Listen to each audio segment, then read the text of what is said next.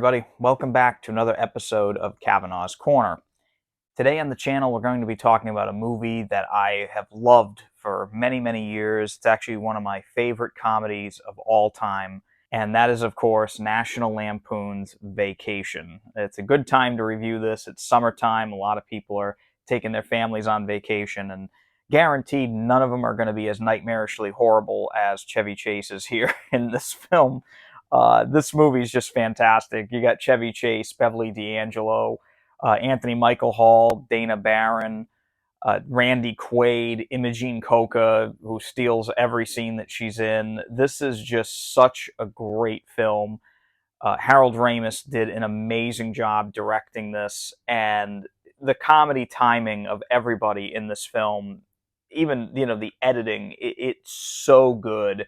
And there are so many moments in this movie where I just laugh my head off, as it's truly, truly hilarious stuff. And between this and Christmas Vacation, they are two of my favorite comedies. This is kind of like the summer one, and Christmas Vacation I watched during the holidays. So those two I kind of go back and forth. European Vacation, I'm not that much of a fan of. That one kind of misses the mark a lot, in my opinion. And Vegas Vacation, it has some funny moments, but it just never reaches the heights of this one in Christmas Vacation. But this is the all-new 4K Steelbook of it. This was a Best Buy exclusive. I had to pick it up on day one. I didn't review it until now because I had other movies that I wanted to review, like Jaws 2 and things like that. But I am really glad I picked this up because this has already become very hard to find. These Steelbooks, they go so quick. And I had to get it because I love the original artwork here. This is such a great piece of poster art, and I'm so glad they used it for this. The regular 4K has this photoshopped kind of mess, and sometimes I don't mind when these studios use like different art for the covers, especially when it's photoshopped, but this is undeniably great. I mean, this is such a great illustration. And in the back, they have the family truckster soaring through the air as he crashes it in Arizona.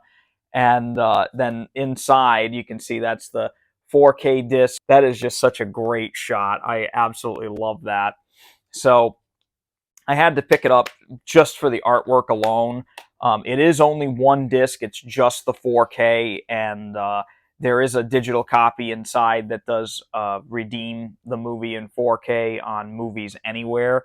So that does come with that. But today I'm going to be talking about the picture quality, the audio quality, and the special features, or sadly in this case, the lack thereof. So first and foremost, going to jump right into the picture quality here. As soon as the movie started, I was actually very surprised, and this is just a little tidbit of information, but I really love when movie studios renew, when they remaster these films, that they leave the original logo in front of the film. And I know this is kind of a weird little tidbit thing, but they finally put back the original black, red, and white Warner Brothers logo that was like a W, kind of like going sideways.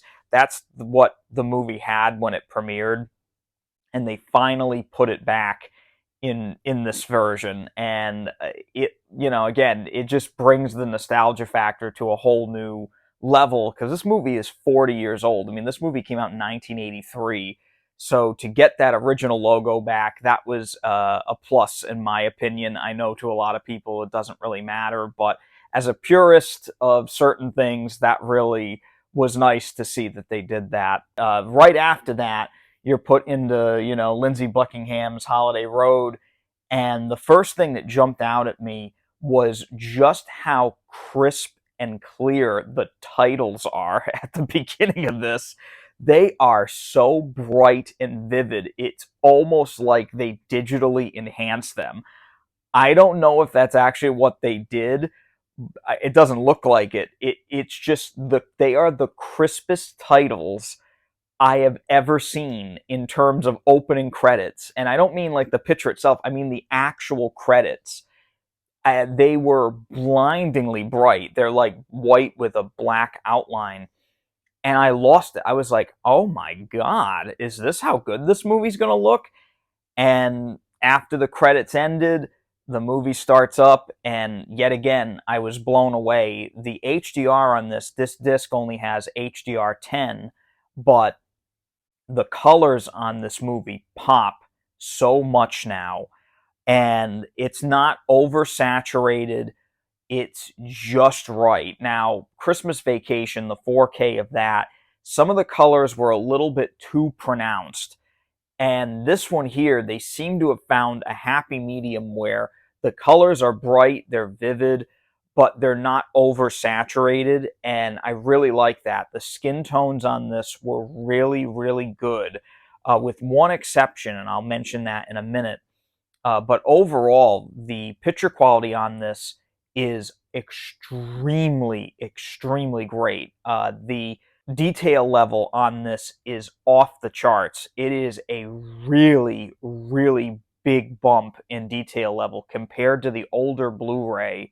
Going back to that older Blu-ray now is going to seem like a night and day difference. There is so much of a bump in quality in this. I was actually really surprised.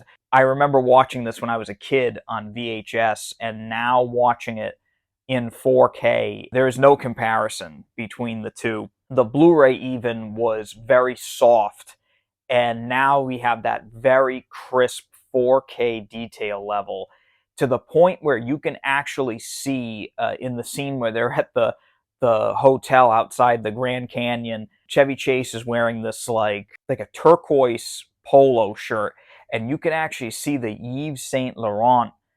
You can see that logo on the shirt. You can make it out. It is so detailed. It's unbelievable. I was very, very impressed.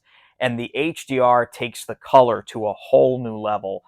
There were very, very deep, rich greens, the browns of the desert. I mean, it's a very bright movie overall. There are only very certain scenes that are dark, that are at night, but even those nighttime scenes benefit now from a much better black level than it was before. The black levels on this disc are really, really good. There's one scene in particular, near the beginning of the film, where they find, the family, the Griswolds, find themselves lost in St. Louis. And I can't repeat the lines here because my video would definitely get demonetized. But as the family truckster is driving down the street, you can see, just how much better it looks now. The entire scene just looks, way more detailed. The headlights versus the darkness, the nighttime setting, those headlights on the family truckster, which are these four gigantic lights, it's so ridiculous looking. But they are very, very bright now. And the yellows and the whites of the headlights are different from the street lights that are in the scene. It's different from the lighting that's in the area. It's a very, very good transfer. And that's just a few examples. I could go on and on and on. But the one piece that I thought was kind of weird is at the end of the movie when Roy Wally shows up, a spoiler alert for a 40-year-old film, but Eddie Bracken, who plays Roy Wally, for some reason looks like he has an incredible sunburned face in this. And I don't recall that in any of the other versions, but he looks pinkish red, and I don't know if he was just left out in the sun for too long. Poor Eddie Bracken looks really rough, but everybody else in that scene looks fantastic. So I don't know what's up with that, but for 99.9% of the movie, the skin tones look great, the colors are incredible, the detail level is high. This is actually one of the best looking comedy movies I own in 4K. This, they kept the film grain in. It was only really heavy in a couple different spots where you can tell they did some optical work, especially the scene where the family truckster is flying through the air, but even that looks better now than it did before, and you can actually make out the family truckster as it's flying. You can see the dirt and contrail that it's leaving behind. You can actually see the family truckster now, whereas before it was actually very hard to see in that scene. This is just incredible work by Warner Brothers, and I tip my hat to them. They don't usually do a lot of comedies on 4K, But this is a treasured one, and definitely to me, in my opinion, and they did it justice with the picture, and I'm so glad they did. It was a great job. As for the audio quality on this is a DTS HD Master Audio 2.0. So it's not really a stereo, it's like a split mono track. The original movie just had a mono audio track. Again, 40 years old. Comedies didn't really have much in terms of stereo or surround sound mixes at all during that time period.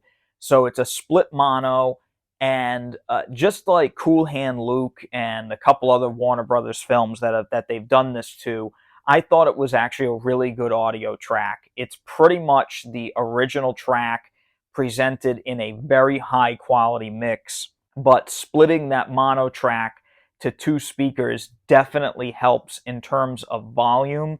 It definitely helps in terms of the dialogue quality.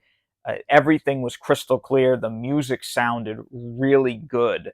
Holiday Road blasting at the beginning sounded just great. I didn't have to really turn it up very much from the normal levels that I have it with, and there is no bass. It's just 2.0. So, but from what you got out of it, everything sounded great. My one gripe, and this is honestly probably my biggest gripe, but if you were lucky enough to see this movie in theaters back in 1983, you know that the scene with Christy Brinkley, or multiple scenes with Christy Brinkley, when Chevy Chase is driving and she comes up in the red Ferrari, great stuff. The original music that played to that was I'm So Excited by the Pointer Sisters, and that has never seen the light of day on any home video release, and they did not fix it for this. How they have not been able to fix a music rights issue for 40 years is astounding to me. I don't know how the hell they couldn't get that done. I mean, just cut a check to the Pointer Sisters, for God's sakes. I mean, I just don't know why that couldn't be fixed. The music that plays in all the home video releases is, I think it's called Little Boy Blue is the song, and it's fine, it works. But if you've ever seen like a fan version of that scene where she drives up and I'm So Excited is playing, it works so much better. I've seen like an edit online where they put that music back in, and I might have actually seen a version on TV when I was a kid where that's in that version. I don't know why it's in that version, but it's not in this one. I could have sworn I saw that at some point when I was younger. It was like an edited for TV version. I mean, just fix the song. It's a single song. It plays like 2 or 3 times for like less than, I think, like 2 minutes in the movie. So that was kind of a big gripe for me, but for what you got on here, the audio mix is fine. Now, as for special features, this was a disappointment for me. The special features that's on this is literally just a single commentary track that we've had, I think, since the movie came out on like a special edition DVD many years ago. I don't even remember when that came out, but it was a long time ago, and it is included here on the disc. The commentary is with Harold Ramis, Chevy Chase, Randy Quaid, Anthony Michael Hall, Dana Barron, and Maddie Simmons. Now, of course, Harold Ramis has passed away. I think Maddie Simmons actually may have passed away too. It is nice to have it, but it's really not a great commentary track. It's a really very flat commentary track. It really doesn't provide a whole hell of a lot to the movie. So it is kind of a bummer that they didn't include literally anything else other than that commentary track. There were some more special features on the previous Blu-ray. There was like a little making of like featurette and things like that, and I think a trailer and the commentary. But again, maybe they couldn't fit all the special features on the disc. Maybe they didn't bother. I don't know.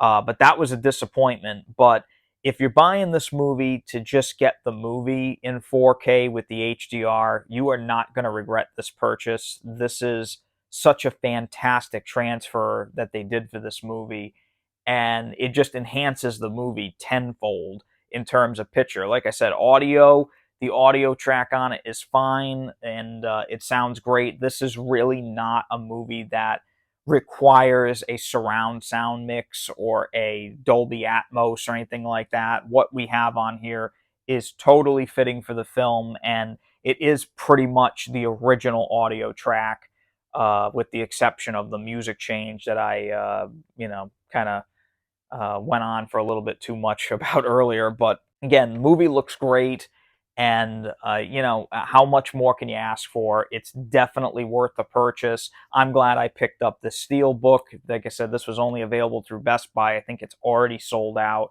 But you can still get this on 4K on Amazon, and I'll leave a link in the description below. I highly recommend this 4K. It's a knockout transfer. Special features were lacking. The audio, again, was nothing special, but it is pretty much the original audio track. So it's a win in my book. Big, big shout out to Warner Brothers for knocking that out of the park. I highly, highly recommend it. If you enjoyed this review here, definitely make sure to hit that thumbs up button and subscribe to the channel below, and hit the bell icon as well so you can be alerted of when I put out new reviews. I try to put one out every week. Next week, I'm going to be reviewing a special film that was sent to me by one of my subscribers, and I cannot wait to review it to you. It's a movie that got a release here in America, but the version I have is not available in the United States. This was a very special gift, and tune in next week to see what it is. If you follow me on Instagram, you already know what it is. So if you go to Kavanaugh's Corner on Instagram, you'll get a sneak preview of what's in store for next week. Until next time, please stay safe and take it easy.